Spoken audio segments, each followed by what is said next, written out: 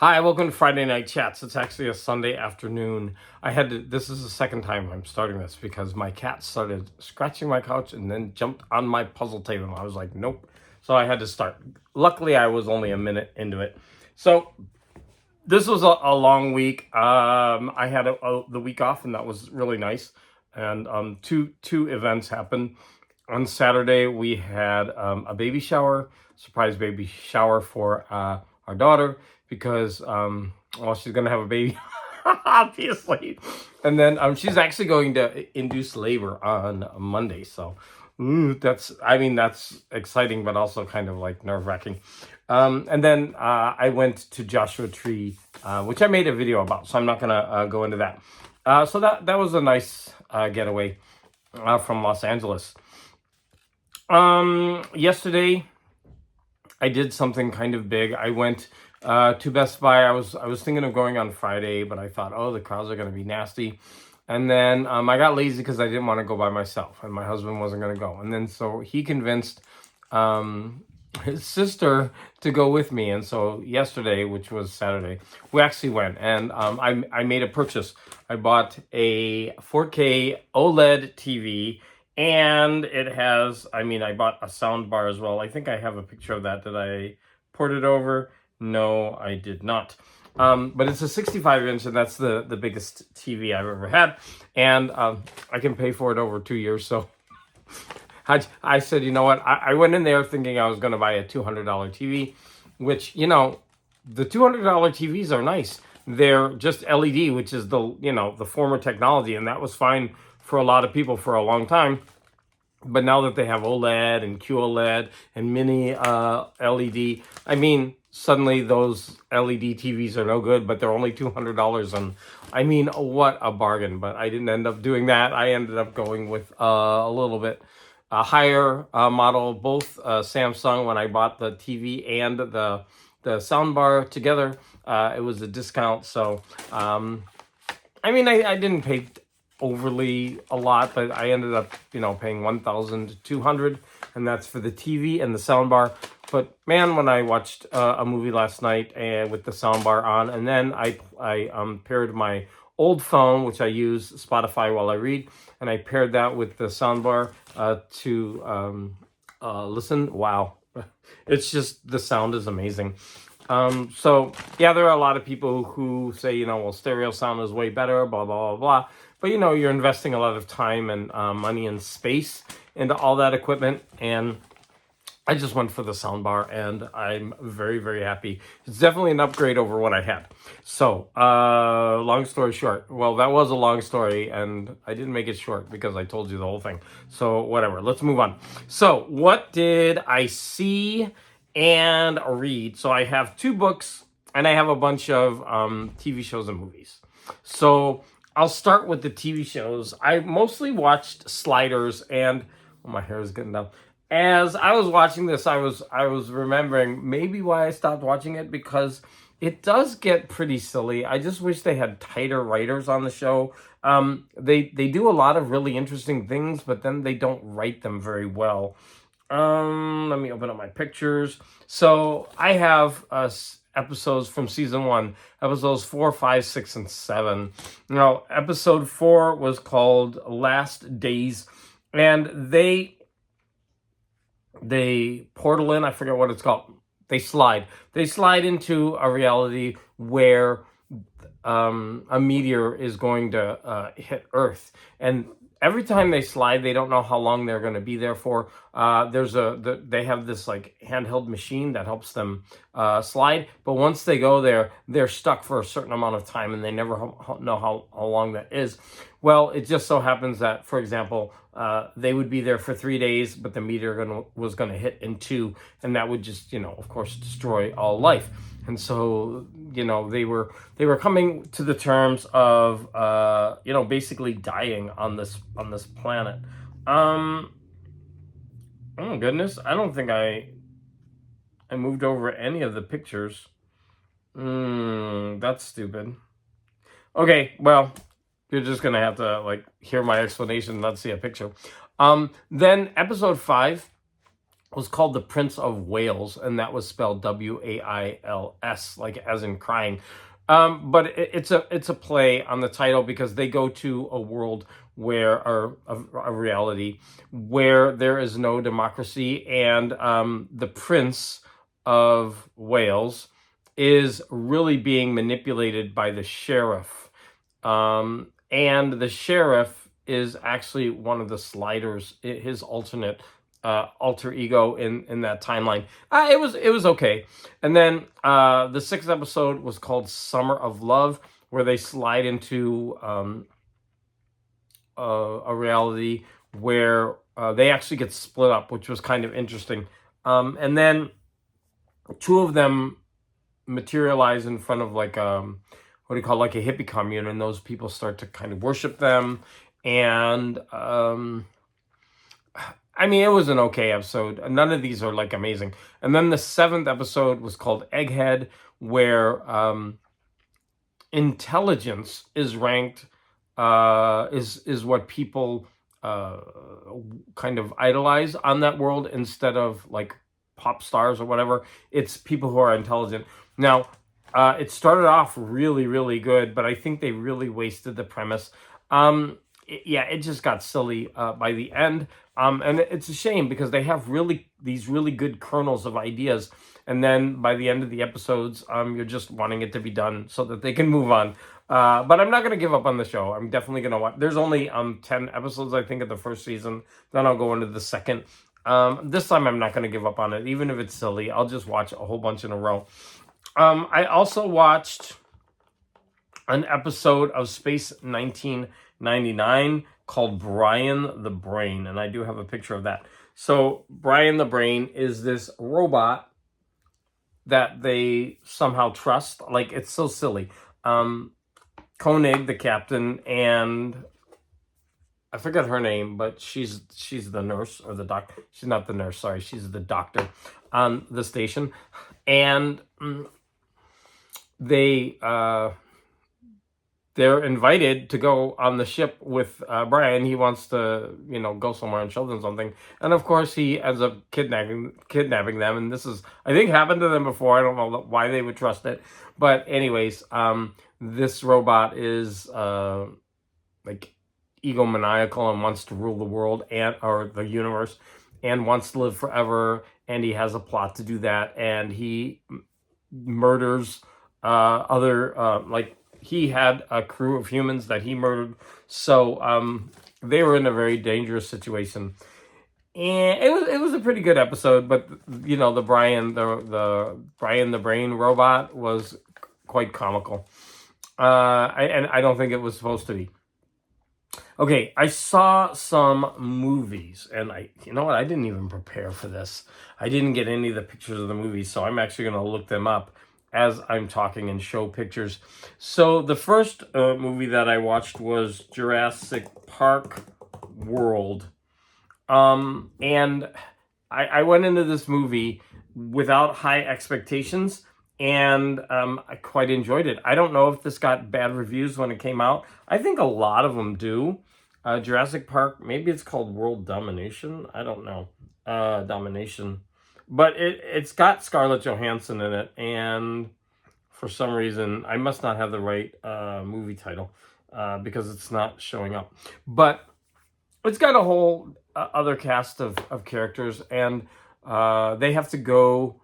They're actually on a clandestine mission to take some things from the dinosaurs. They want DNA so that they could use it for scientific research, and they're being paid a ton of money. And of course, the company in the end turns out to be evil. But along the way, it was a lot of fun. Of course, it's a Jurassic Park movie, so take that with a grain of salt. But I really, really enjoyed it, especially going in with no expectations, and it was, quote unquote free because it was streaming. But I pay for that service. All right, next I watched a movie that I hadn't realized that I'd seen before, and it's called Everybody's Fine. And this one just had an amazing cast. And as soon as I started watching it, I was like, oh, yeah, and then my husband was like, "Oh yeah, we've seen this before," but it was so good. We just kept watching it because it was. I mean, it really is a great movie. The ensemble cast is just amazing. I'm gonna put it on. Like Robert De Niro does Robert De Niro. Like they're like you could tell. Like, but he does it. He does Robert De Niro so well that it's just he's so good. This is like one of his signature roles. Like he's Robert De Niro. It's like if you were meeting Robert De Niro in real life, this is what Robert De Niro might be like. But the whole situation around the movie is really, really sad. It's about an older man who lost his wife, and the wife is the one who always kept the contact up with the children, and all the children have moved away, and they don't really feel the need to be around their father as much as they were around the mother. But there's also something darker behind that. Now, the very beginning of the movie, this isn't much of a spoiler. Each one of the children call and cancel on him for Christmas, or was it Thanksgiving dinner? They were all supposed to be together, and this is really important for him because it's part of his grieving process to get through and make better contact with his kids, even though as they were growing up, he wasn't the best of fathers. We have Drew Barrymore, Kate Beckinsale, and Sam Rockwell, and each one of those people shine in this movie. And I'm a fan of Drew Barrymore, and I like the other two. Sam Rockwell is usually hit or miss for me because sometimes he can be really wild. He's very good in this movie. This is just a good movie. I had watched it the second time and I couldn't stop watching it. So good. It is very bittersweet at the end, but it's such a good movie. I looked it up right now. It's on DVD. I don't think it's out on Blu-ray, but the DVD is only $10. If you don't have streaming service, this movie is worth owning. I might even buy it. I like it so much. Another movie that I watched was House of Dynamite. So this is a Netflix movie. And I watched this with my new TV yesterday, House of Dynamite. I believe it's on Netflix. Now, this is an ensemble movie that everyone is good. In fact, I was texting with a friend today, and we were going back and forth about how every actor just was stellar in the roles. It's hard to pick out who was better than the other. And I don't want to spoil it, but a lot of people don't like the ending. I thought it was perfect. My friend thought it was perfect as well. It's very reminiscent of one of those high school short stories you have to read, which I love. I love that short story. After you've watched the movie, you'll probably guess which one it is. But wow, is this movie good? So the poster, I mean, isn't that great? I mean, if you look at it, it doesn't tell much about the movie, but it's about there's a launch.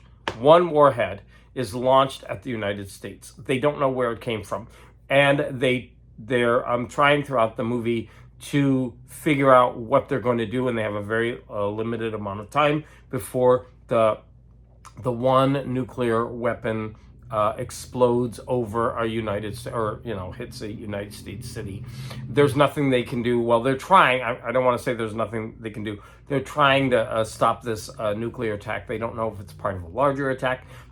It's just very complicated, and the movie's in 3 parts, and it basically tells the same story from 3 different areas of the government. It's really, really good.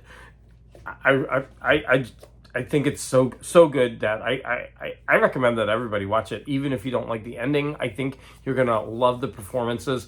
Everybody in this is amazing.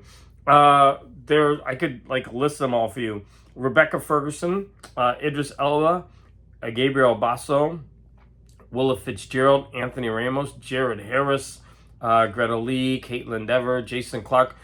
I mean, you probably aren't going to know these people, but they're I'm really bad with names, but the cast is amazing, and there's way more than that. I mean, it goes on and on. There's a lot of people in this movie, and they are all really good. It's really a nuanced movie that tells a story from many different angles, and there's so many interesting themes. I'm not going to go into it. I'm just saying that this is a movie that you should watch if you had Netflix. You shouldn't give it, you shouldn't miss it. It's by Catherine Bigelow, and I think I didn't look her up, but I think she's done a couple movies that won the Academy Award. I remember one of them was about very similar. They're usually about military and that kind of thing. I remember, was it called Hurt Locker?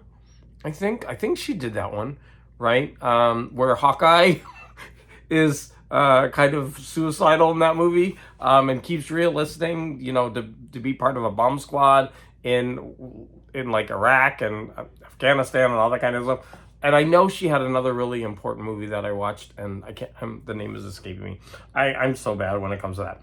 All right, so, wow, this might be short, actually. I have 2 books to talk about. The first one is called, I have another picture to show from Space 1999. That's Brian the Brain's ship. I just love those. If nothing else, the scenery, everything about Space 99. It's actually beautiful to watch. Okay, The Redemption of Time. So this is a book by Bao Shu, and I know I'm not saying that correctly. Bao Shu. I listen to the guy say his name, and I'm probably not going to get it right. So this is a 3-body problem novel that was fan fiction. But the author liked it so much that, and the company that put out the 3-body problem stuff, they went ahead and published it.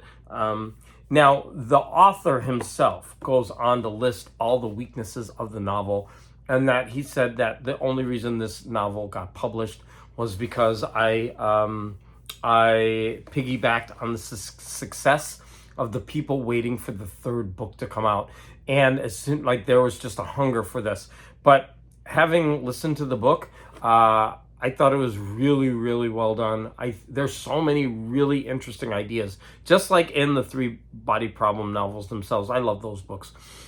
And whereas you can find a lot of fault with the novel, and some of the ideas don't, necessarily play out the way you'd want them to, but there's so many in there that it's really eye-opening the way that this book talks about. First of all, there's 10 dimensions, and then there's all this talk about time, and then there's these warring factions in all of the dimensions. It's just, it was really it's the scope of this book just throws you out of ordinary reality and makes you think on a cosmic level, and all of time and all of space and all dimensions.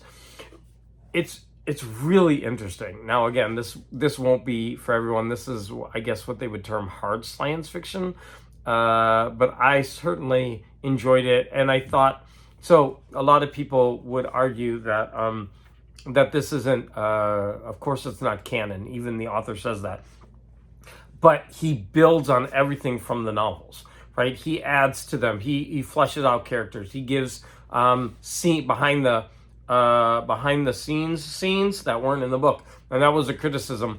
Some people who criticize this book say, hey, we don't need all that back information. It's better the way the author wrote it with gaps. And so, I mean, if you know that going in, this is the kind of novel that you're going to get. And I know a lot of people don't like that kind of thing, but I really appreciated it. And, the last thing that I read was, I'm reaching over here. I read the first of Ian Rankin's Rebus novels, and that one's called Knots and Crosses. I actually have a picture of it. Now, I grabbed this. Here's an interesting picture of it. So I grabbed this because I have 4 of these omnibuy. 4 of them. I bought them all at once. I bought them years ago, and they've been sitting on my shelf, and I was looking at them, and I was like, I need more space, and look how big these things are. And there's 4 of them. And I was like, let me just go ahead and read these and then sell them or get rid of them or something. And because, you know, I don't particularly like this big clunky format that it's in. It turns out that this book itself sells for like $100, even in bad condition, on eBay. I don't know what I'm going to do with this. I've tried to give it away to two people. They don't want it. So I'm going to take it to one of, you know, the stores, and they'll probably be like, you know, try to cheat me, give me like, you know, $1 for it, even though either they know or they don't know. I mean, I know, but I'm not going to sit at the counter and say, oh, you know, this one on eBay goes for 100. Like, I'm not going to do that, but I guess I'm just not good at selling stuff or trading things in. But anyways, let's talk about the book. So I read that, I don't know if the first book was even published. It's a very strange book, but I enjoyed it so much. But a lot of people, what they say is this is called the early Rebus. And I think that he supposedly gets way better. And if that's the case, I'm going to love this series because I liked the first book a lot. I physically read it and I was enthralled. This is one of those damaged detectives. Damaged detectives. He's Daredevil, DD, damaged detective. And there's a very personal case that he's thrown on. He doesn't realize how personal it is, but by the end, like it just gets ramped up. The danger and it's really a lot of fun. And so there are 3 in this book, and the first 2 are not available on audiobook. But by the 3rd one, I think that's where it kind of officially started. And maybe the first 2, I don't know the history behind it. I should have looked it up for this video. I will for the next one. But by then, they're available in audiobook. So all I have to do is read the first 2, and then I could listen to this one. And I'm going to check if all the other Omnibuy, they're available on audiobook. I could just take all 4, and I have more space. So that's kind of how I'm doing things at this point. Oh, I didn't get back to my Friday. So of course, I'm supposed to be doing the Friday night chats on Friday. But on Friday, I actually did 5 videos. 3 of them don't really count. I published them. I was just like, hey, do any of you want any of these comics? And it's not like people who don't want comics have to watch those videos. It's like, no, you don't have to. If you're interested in getting some free comics, you can look and tell me which one. But otherwise, skip those videos. I didn't really count those. You know, and then I did one like official video, which I was showing off a haul. And then I did a live stream because I started drawing recently, and I'm trying to do 1 drawing per day. And I wrote Stevie D because I was like, hey, you've been inspirational to me. And he actually wrote me before. He's like, hey, would you like to do a live stream drawing session? And I was like, sure. So I actually bought some art supplies, and I forget who contacted whom, but we're like, let's do it. And so we just sat there and drew together, and it's really a bad video because you're basically looking at my head like this, and I basically hold up my picture every once in a while. It's like that, but we just sat there and we drew, and I guess a lot of people do this. Other people who were in the chat, they've also been inspirational. A lot of people on YouTube, especially in the comic community, draw. And I mean, my drawings aren't any good, but I was just doing it for fun and relaxation. And a lot of people in the chat were like, oh, and when I contacted them, I was like, hey, thank you for showing up in the chat. They're like, oh yeah, we do this together on this date, and this day you should drop by. And I think there's going to be one today, actually. I've just been reminded of that. I'm really bad with live streams, though. But okay, so all of that roundabout. So on Friday, I just did a lot. And I know that for some people, putting out multiple videos in one day is very annoying because there's so many people to watch on YouTube. And if you follow someone, you really do feel like you need to watch all of their content. But I was hoping that people would realize that those 3 videos that I put out in a row were just like, hey, I've got all of these comics and I'm trying to make space. Do any of you want them? They weren't necessary viewing for everyone. Okay, so that's that. Tomorrow I get to go back to work. Isn't that really nice? Yay me. But I can't complain because I had a really nice week off, and I got to get out to town, had a party, did a whole bunch of stuff. Got a new TV and a soundbar that I'm very, very happy about. And so I just want to thank everybody for all of the support as always. And of course, any comments that you leave are greatly appreciated. Everybody have a good week.